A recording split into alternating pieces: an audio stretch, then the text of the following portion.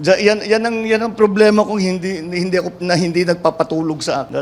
That's what I lose sleep every night over. Determined to bring down to make sure that they are in the first quarter and mag-normalize na pagkatapos nun. Okay. PBBM, di daw makatulog? Bakit nga ba? Halika, ating pong alamin. Pero bago ang lahat, talakayin po muna natin ang mga nagawa niya ngayong araw.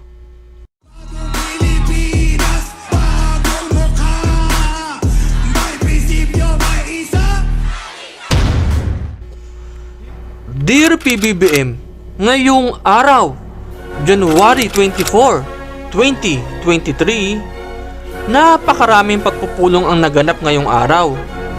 Una, nakipagpulong po kayo sa pangunahing opisyal ng Department of Information and Communication Technology, pati na rin sa Department of Transportation sa State Dining Room sa Palasyo ng Malacanang. Ipinatawag po ninyo ang pulong upang talakayin ang pagpapanatili, pag-upgrade at pag-backup ng communications, navigation at surveillance air traffic management system at mga paraan ng mga pagsulong. Pangalawa, nakipagpulong po kayo sa mga opisyal ng Presidential Legislative Liaison Office sa pamumuno ni Kalihim Mark Leandro Mendoza upang talakayin ang mga prioridad po ninyo sa lehislatura at mga update dito. Kasama po sa agenda ng pagpupulong ang kalendaryong pambatasan at mga nagawa, mga update sa mga panukalang batas na sakop ng mga sertipikasyon o direktiba ng Pangulo at iba pang mga alalahaning nauugnay sa PLLO. At pangatlo, kayo po kasama ang mga opisyal ng Department of Agriculture ay nag-meeting din upang talakayin ang mga update sa mga produktong pang-agrikultura. Kasama din po dyan ang mga pag-update kung paano maiibsan kahit paano ang mga presyo ng mga pangunahing pagkain. Sinabi din po ninyo sa isang interview sa media na isa ito sa mga priority nyo at lagi nyong iniisip kung paano mapababa ang presyo kahit pa merong inflation sa buong mundo. Atin pong pakinggan ang interview sa kanya ng media. Ang aking pong katanungan ay marahil ay katanungan din ng mga simpleng mamamayan tungkol sa inyong foreign travels. Ang una po ay yung binanggit nyo na ang Pilipinas ay naging bahagi na ng tinatawag na BIP Club, Best Performing Economies in Asia. Paano po natin ire-reconcile yan dun sa iniisip naman ng karaniwang tao na pagpunta niya sa palengke, mahalang sibuyas, mahalang iba't iba pang presyo ng bilihin, tapos tayo ay best performing economies, Mr. President? Dahil yung inflation ang pinag-uusapan. Isang aspeto lang yan sa ekonomiya. Kaya yun talaga problema, totoong problema yan. Dahil bumababa na ng konti dahil maglalabas na tayo, nagpapasok na tayo ng sibuyas, nagpapasok na tayo ng asukal. So kahit paano, the supply will feed the demand at bababa ang presyo.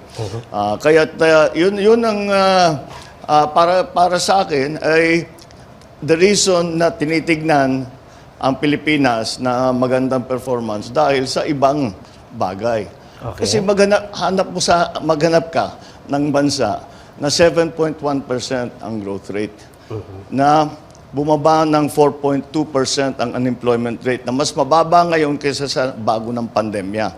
Ibig sabihin, nakapag-create tayo ng halos 2 million jobs mula noong 2020 hanggang ngayon. At yung pati yung peso, medyo tumibay na. Kaya palagay ko, yun, hindi lang ang inflation. Kasi lahat naman ng ibang bansa, ganyan din ang inflation. Kaya kung titignan ninyo, ay sasabihin, ito yung mga ibang bagay na kaya't matibay. Kaya nabuo, gumawa. Kasi wala namang VIP noon . Nangyari lang yan dahil nagpe-present tayo doon sa Davos at marami tayong pinakita, marami tayong paliwanag, marami tayong diskusyon sa kanila. Sabi na kasama na kayo dun sa grupong yun, Vietnam, Indonesia, and Philippines. So sa Asia, yun ang tatlo na uunahin nilang tignan as investment destinations. Pero ito pong performance natin sa ekonomiya ay siguro in the following months or days mararamdaman din ng karaniwang mamamayan. Oh, siyempre, hindi naman kasi basta magpasok ako ng ilang tonelada ng sibuyas, bukas bababa na yung presyo. It has to go, dadaan pa sa sistema yan. It takes a little while. Pero hindi naman ganun katagal. This year talaga, yan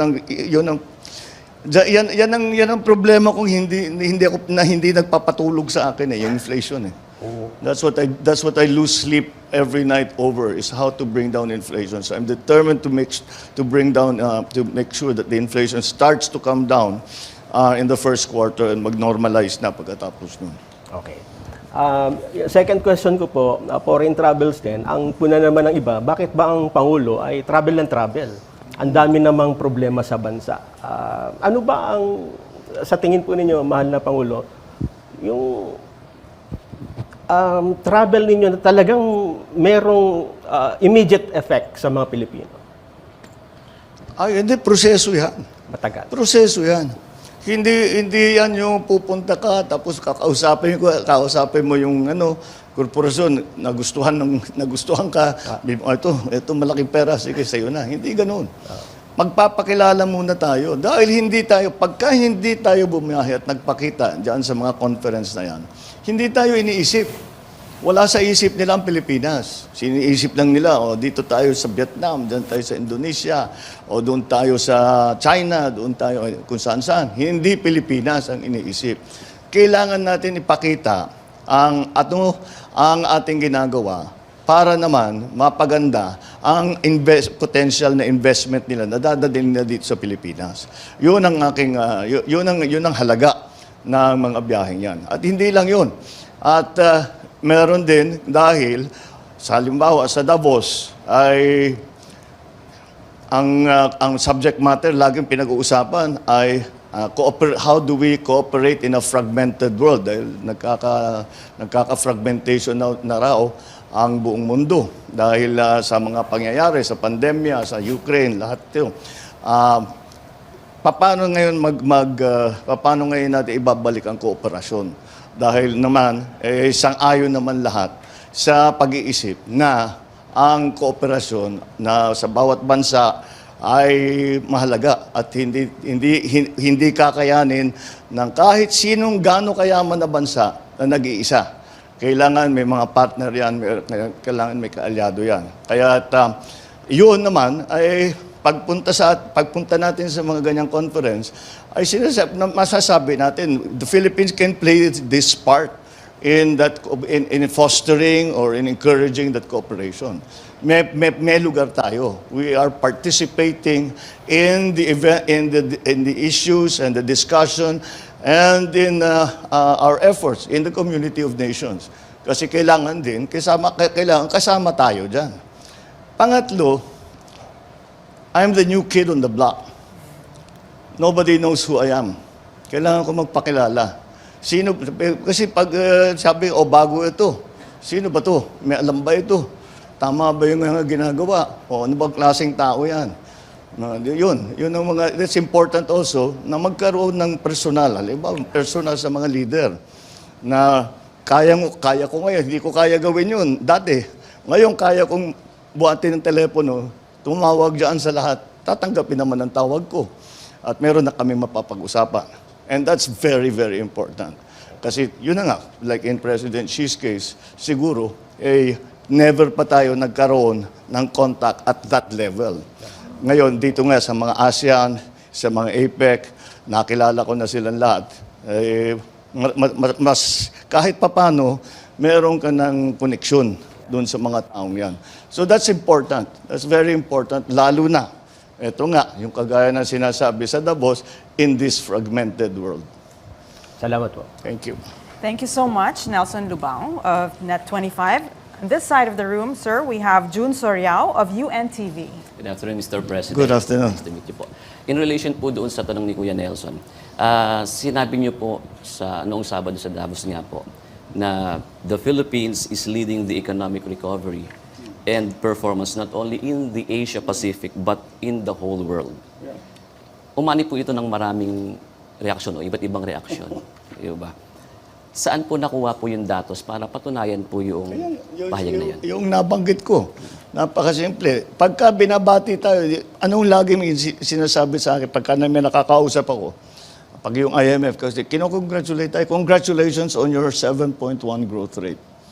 Si Widodo, ganun din, congratulations on your 7.1 growth rate. It's the growth rate.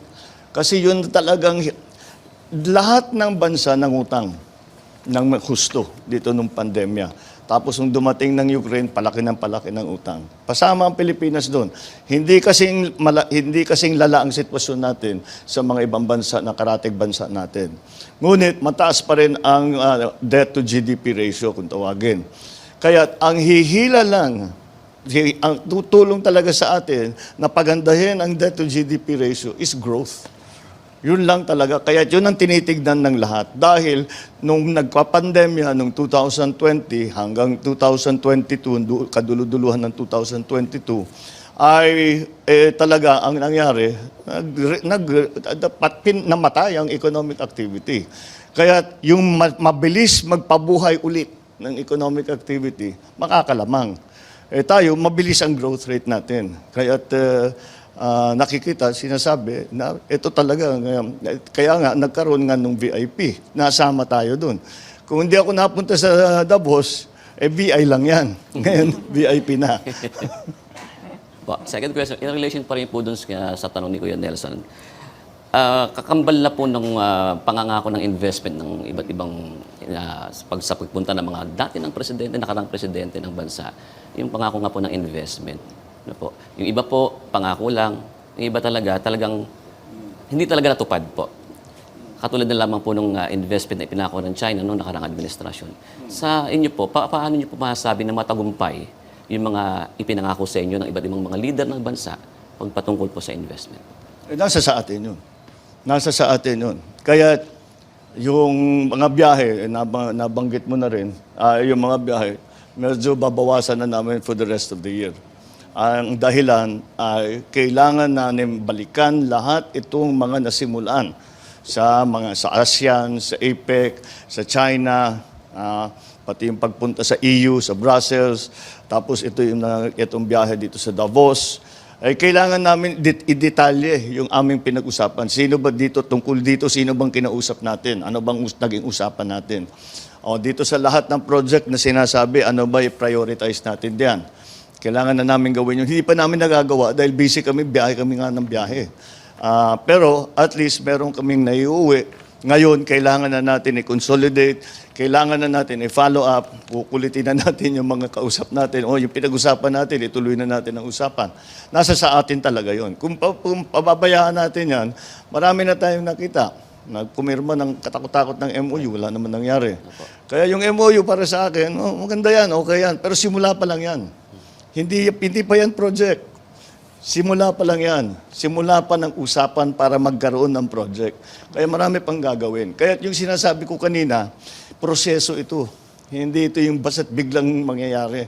Na yun na nga, may isang biyahe, uuwi ka, ang dami mong dalang investment. Hindi ganun. Kailangan dahan-dahan, tatitignan, pag-uusapan.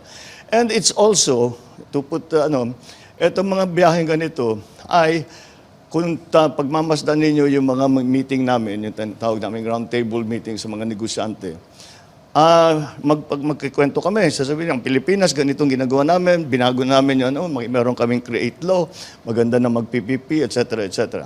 Okay. Lahat yan ay pinag-uusapan. Pero ang ending lagi, sa palagay ninyo, ano pang kailangan namin gawin para mag-invest kayo dun sa amin? So it's interactive. Hindi lang kami nagsasalita doon, nagle-lecture doon. Nakikinig din kami sa kanila. Doon sa inyo, ano na bang nangyayari? May potential ba dyan? O ano mangyayari dyan? Huwag kayong titingin dyan, dito, meron. Ganun ang interaction doon. Para mabigyan din tayo ng bagong kaalaman tungkol sa takbo ng ekonomiya. Halimbawa, kausap mo, yung katabi ko sa Davos, was the Moynihan, the head of the Bank of America. O, tinatanong ko, anong outlook ng Bank of America sa mundo? Ano yung tingin ninyo? Anong areas ang magiging masigla? Ano yung medyo may iiwanan?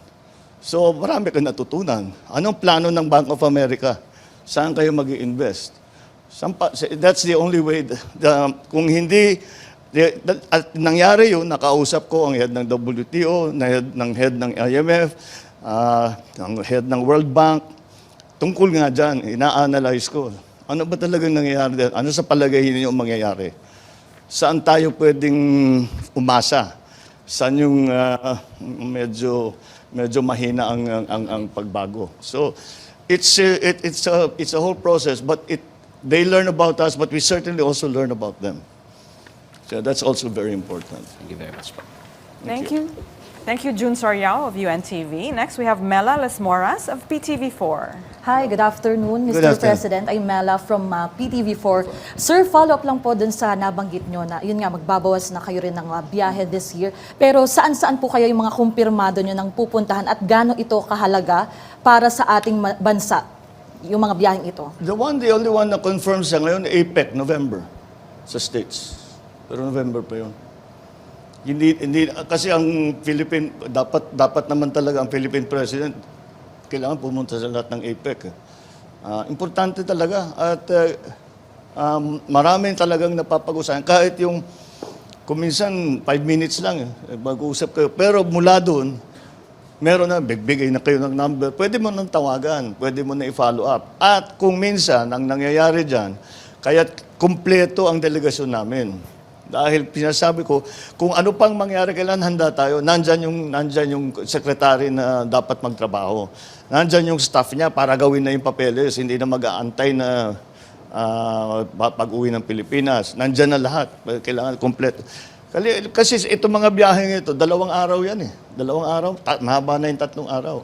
Ang dami mong gagawin doon sa 3 araw na yun. Kaya kailangan kompleto ka. And that's why that we have tried to be very ready for that. The APEC, again, is one of those that I really have to, a Philippine president should really attend because it is the relationship essentially between ASEAN, the Philippines, and the rest of the world. And those are very, very important relationships. So, sa ngayon, yun pa lang na confirm. November, APEC. Opo. Sa San Francisco ata. Opo. And sir, kasi for my second question, about naman sa Halika Investment Fund ulit. Ngayon kasi nagbalik session na ang Kongreso. Ano po yung mensahe nyo sa Senado? Kasi nasa kanila na ngayon yung bola patungkol dito sa MIF. At kailan nyo po ba target itong maisabatas mismo? Ang message ko sa Senado, suriin ninyo ng mabuti para maganda yung batas natin. Suriin ninyo ng mabuti. Siyempre, mas maganda na matapos sa lalong madaling panahon. Pero, hindi naman dapat imadali. Dahil napaka-importante lahat ng mga bawat salita na ilalagay mo dun sa batas na yun, may kabuluhan yun. Hindi mo basta't pwedeng, tama na yan, okay na. Kailangan talagang pag-aralan na mabuti. Malaki naman ang tiwala ko sa mga senador. Alam naman nila yung kanilang trabaho. Pag-aaralan talaga nila na mabuti yan. And that's the process. Tama yun. Tama yun. But in terms of when scheduled, nag-release ng statement si Senate President na baka by Holy Week matapos na. Maganda yun. That would be good.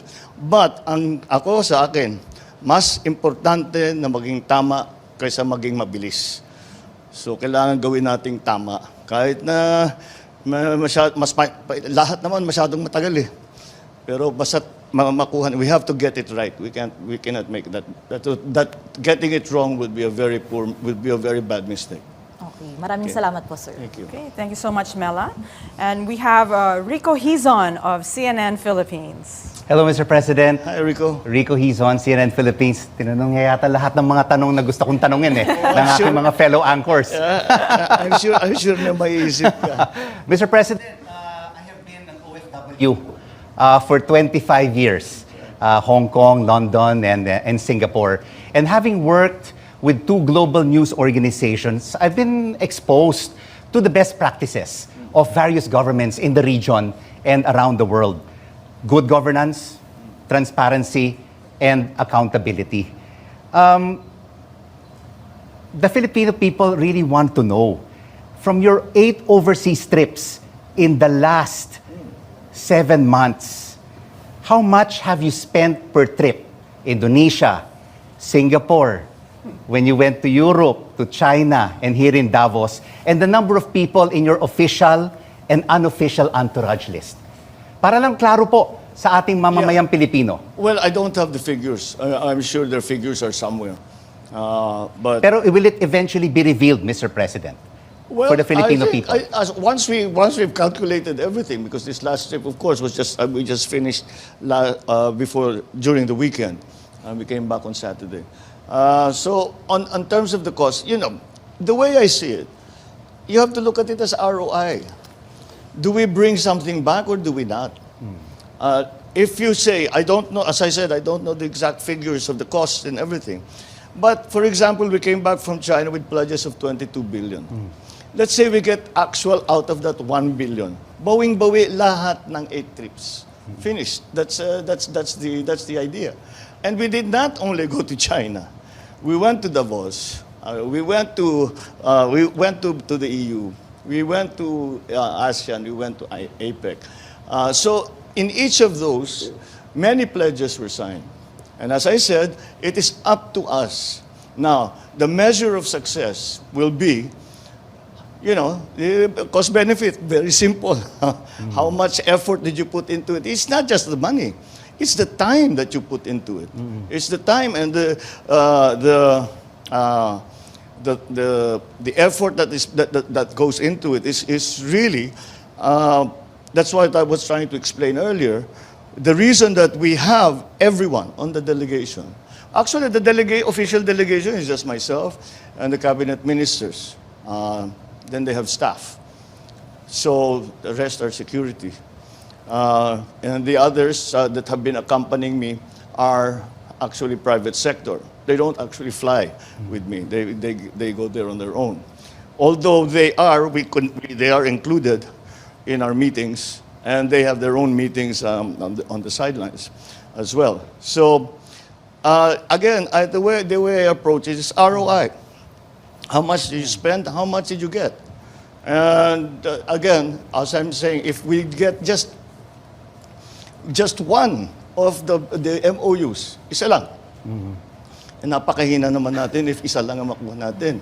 Hindi namin ginagawa trabaho namin kung yun lang isa lang makuha natin. But sabihin na lang natin, isa lang ang makuha natin. Bawi na lahat ng trip ko. Pero Mr. President, sinasabi rin ng mga kritiko that no matter how the government tries to invite investors to the country, but if there's a lack of transparency, accountability, the country does not really invite confidence. I fully agree. So we will have transparency. Ililista ba ninyo yung gastos, Mr. President? So there will be accountability and transparency in everything that we do. That's the axiomatic. Who's going to argue with that? That is one that, but it has not been an issue that the private businesses bring up. They bring up ease of doing business. They bring up the cost of energy. They bring up the problems of legislative guarantees. Ang legislative, lalo na sa PPPs, legislative guarantees, ibig sabihin na sa gitna ng project nila, papalitan yung batas, hindi nakikita yung project nila, pero pilit pa rin silang tapusin. Yun, yung mga nangyayari daw. Yan ang mga sabi nila, yan ang rinireklamo nila sa Pilipinas. So the critics will have their say. But those who are actually contemplating putting good money into the Philippines have other issues. That is not, accountability and transparency is not an issue. Mr. President, you talk about the ease of doing business. You talk about power rates, which is one of the highest in Asia. Not anymore. Not anymore. No, Europe is the same now as us. But what are your plans during your administration to bring this down together with the private sector? Because that is one of the issues that is being raised by many investors around the world. Before, medyo number 2 na lang ngayon. Dati number 1 talaga. Kasi yan. hindi lang itong administration na ito. No, Even the past years, administrations have always been years. promising. Yeah. Let's improve the ease of doing business, So, the bureaucracy. The bureaucracy has to be streamlined. The ease of doing business is because we're talking about trade. So the digitalization is going to be a very important part of that. We have to digitalize customs. We have to digitalize all of these collecting agencies so that the BIR, even the central bank, the payments can be made over the internet. All of those things that we don't do now. We have to remove the discretion. It's just like kung gawin, the thing is to lahat ng kahit wala kang kausap na tao, nagagawa mo yung kailangan mo. Kung makuha mo yung lisensya mo, makuha mo yung permit mo, makapagbayad ka nung whatever it is, ng fee, whatever it is to get your papers, whatever it is. So we came up against a very disturbing finding here in the Philippines. The ordinary Filipinos who have connectivity talk to every aspect of their lives through the internet, to the school of the children, to their business, to their friends. And the only entity that they do not talk to over the internet is the government, because the government is not digitalized. So let's digitalize the government, and that will take us a long way to helping in the ease of doing business. Now, the problem of energy is a very major one. It's a very major one because at the bottom of it is simple. The supply of power, the demand for power far exceeds the supply that we are producing. And there's also a problem in distribution, which is why the prices are so high. And that has to be fixed also.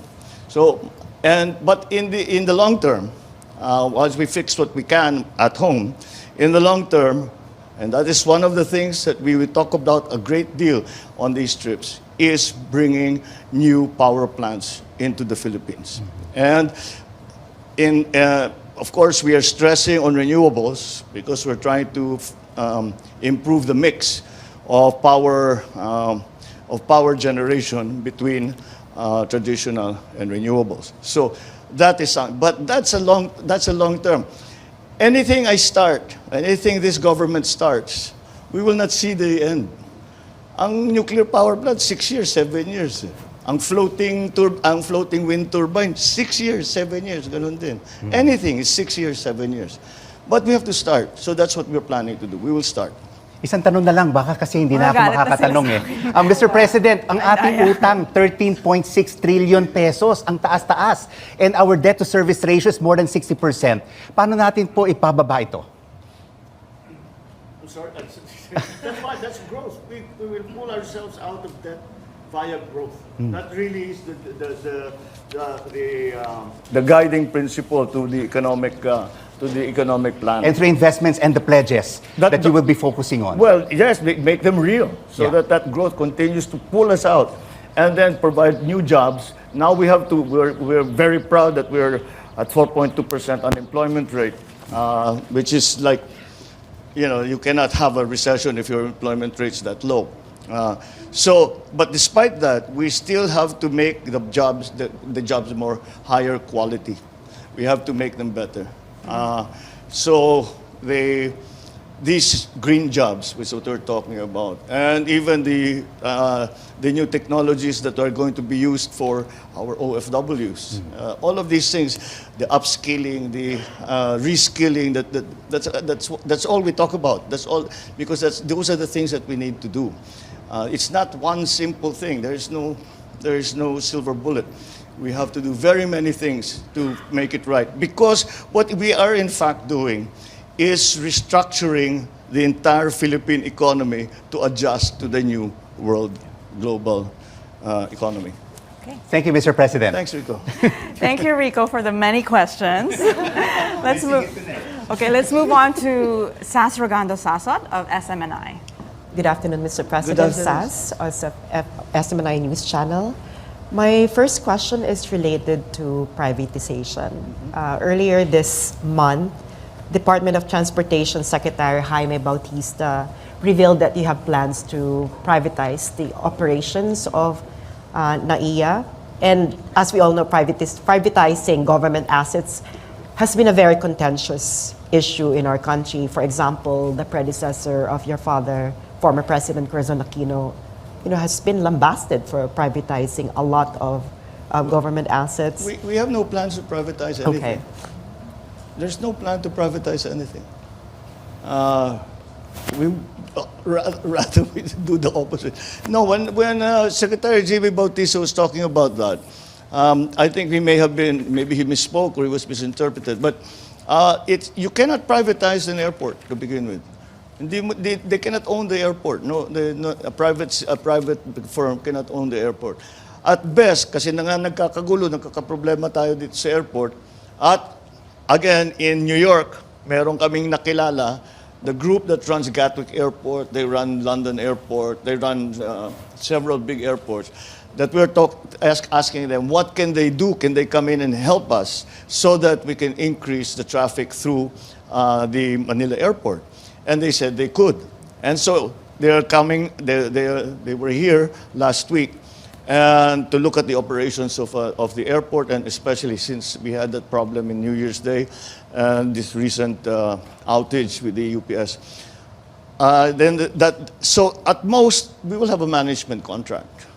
Come in and manage the airport. And they say that without changing anything, without changing, without new equipment, without building a new runway, that they can increase the traffic from what is presently, they refer to as 35 movements per hour to up to 45 movements per hour without changing anything. So we want that. And those skills can only be had from this group. And well, no, there are several groups, but they can be had from the private sector group who have huge experience in running ports and running airports. Mr. President, my second question is about foreign policy. You have been very clear and emphatic since the start of your administration that you're going to continue the foreign policy doctrine of your predecessor, the friend to all, enemy to none foreign policy doctrine of non-alignment. My question is related to how further you're going to possibly refine or operationalize this doctrine. Does your administration see any opportunity in, for example, deepening engagement with the non-aligned movement, especially now that superpower rivalry, especially in our zone, might be intensifying sometime in the future? Well, that was very much in response to the Cold War and the slow dismantling of the organs of the Cold War, if that's what you want, if that's how you want to put it, and that is why that non-aligned treaty was created between several nations who said that we no longer subscribe to the notion that we as a country must choose to side with one superpower or another, and that is precisely what we have undertaken. And that is exactly the position that I have taken in terms of foreign policy. Although this came up again in our discussions in the conference, is the question that was asked was very, very actually thought-provoking. Will geopolitics finally kill globalization? Because geopolitics is pulling people apart and all these aggruppations are being pulled apart. And the general conclusion is that countries realize that alliances are important, are in fact they're more than important, they're necessary. Nonetheless, these alliances do not mean that we are, again, within the sphere of influence of any great power. As a matter of fact, in ASEAN, we all came to the agreement that at the very least, in ASEAN, in the Asia-Pacific region, the future of the region must be decided by those in the region, not by some outside power. And so I think the idea, I do not know of the formal, I do not know of any formal meetings or conferences of the non-aligned nations. They used to have them. They don't have them very much anymore. I don't know about that, but we are very much in the spirit of that treaty. We are very much part of it in the sense that we continue to walk that very fine line between two great superpowers who are surrounding us, both physically and geopolitically. Thank you, Mr. President. Thank you, sir.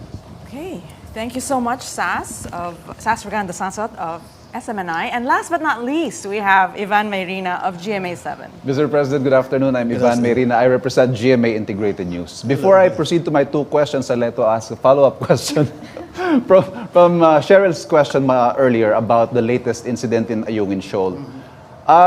Mr. President, how do you intend to resolve the seeming disconnect between what gets agreed upon at your level, at the top level, and what gets implemented out at sea? I know you said there is no compromise yet, but in the meantime, our fishermen are being prevented from engaging in their livelihood. Well, I think the actions that are needed are really from the Chinese side, and that is because we do not send Coast Guard boats into what we consider their waters or international waters. They stay within Philippine waters. And so that hopefully, as I said, the reason that it was important for me, let me clarify what we talked about with President Xi. And it was very simple. I said we have to raise the level of discourse between the Philippines and China. Now, we already have a bilateral group that's working on issues about the South China Sea. Now, my proposal is that we bring that bilateral group to a higher level. It's a sub-ministerial level ngayon. So let's bring it to a ministerial level. And I will ask my foreign secretary to be part of it. I will ask my ambassador to China to be part of it. And I guarantee you that if there is any decision that needs to be made, either of those gentlemen can pick up the telephone and talk to me. And within 5 minutes, we will have a decision. I hope that China can do the same.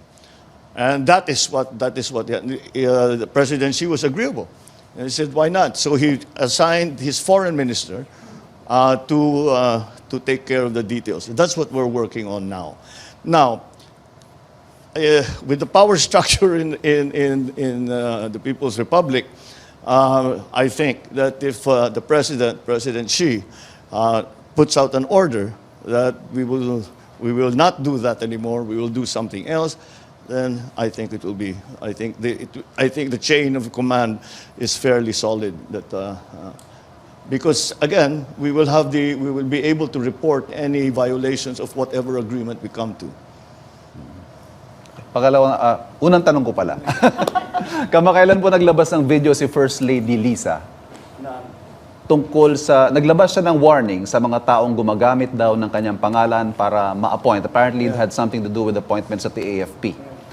At sinabi niya, pag ginawa niyo yan, sasabihin ko sa asawa ko, huwag kayong i-appoint. My question, Mr. President, is how involved is the First Lady in your decisions with regard to appointments and in your governance in general? Zero. She really has no input on that. The First Lady helps me in terms of the organization, because she's actually very, very good at that. Organizing which office, how the workflow goes, where the documents go through. She's a well-trained lawyer, so she's very good at that. And but that's the extent of it. We don't talk policy together. I mean, she'll comment. She generally say that, that looks good, that doesn't look good, I don't know why you're doing that, that's fine, what a great idea. But that's it. Do you consult her in difficult decisions? Not political. Not political decision. Legal. Oh yeah, legal, I will ask her. I will ask whenever there's a legal question. I'm not a lawyer, so I need an expert opinion. She's right next to me most of the time, so I can turn to her. I am very lucky, actually. I think I have the best legal representation of any president. I have a former Chief Justice as my executive secretary. I have JPE, who is working as a legal advisor to the president. And between all of these experts and legal luminaries, that's the only time that the discussion may include Lisa. But she doesn't come to the office and sit with us at all. If I have something to ask her, it's usually definitions. Define to me what is the legal definition of this? What is the legal definition of that? When they talk about this, what do they mean? What's the legal concept behind that? That's the kind of question, because she's a teacher. So that's the kind of question I ask her. Last question, sir. Okay. Madalas nyo rin pong isama si Congressman Sandro sa inyong mga biyahe at sa inyong mga engagements. The question is the congressman being groomed as the next Marcos president? Sandro? No. He's not being... We're not grooming him for anything. He's grooming himself. He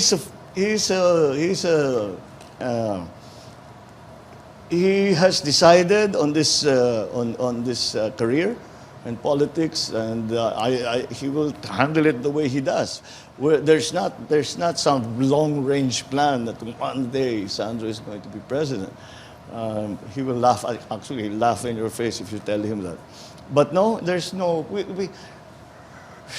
We don't think in those sense. He has worked in Ilocos Norte. Even talk of the presidency would be so premature, and it's not something that we plan. I mean, we'll see. I think he has the same attitude as I do. I'll take this as far. I'll do as well as I can, work as hard as I can, and take this as far as I can. Which is exactly what I said. Well, like when people talk about did you plan this to be president? I said, well, I was a congressman. I said, well, masarap din siguro magpresidente, no? Governor ba? All these problems na hinaharap ko, maayos ko sana ito kung presidente na ako. Senador, ganun din. Diba? Everybody dreams to be the number one position. But that doesn't mean that we're plotting. We have this long-range plan. Not at all. Not at all. He's too busy anyway. He has too much work anyway. The reason he accompanies us is because he's an author of the Maharlika bill, the Maharlika Fund bill, and sometimes he has, like, I had an interview with Financial Times. He took over when it came to the Maharlika bill because I had somewhere else to go. So siyang nag-explain. Author naman siya, dapat alam niya. So these recent trips, that's the reason why he has been with us. Thank you, Mr. President. Thank you. Well, on that note, thank you so much, Mr. President. Thank you so much. One round lang. No round. Round two. But let's wrap it up. Yeah, thank you so much to our friends in media, our anchors in broadcast media for being here in our sit down with Mr. President. And yeah, I hope you liked it.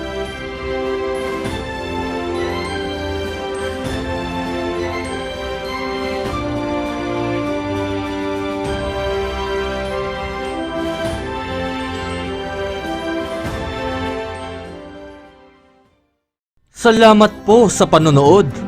Kung bago ka lang po sa aking channel, please subscribe para mas dumami pa po tayong updated sa ginagawa ng ating Pangulo na walang humpay na nagtatrabaho para sa ating bansang sinilangan. Mabuhay ang Pilipinas!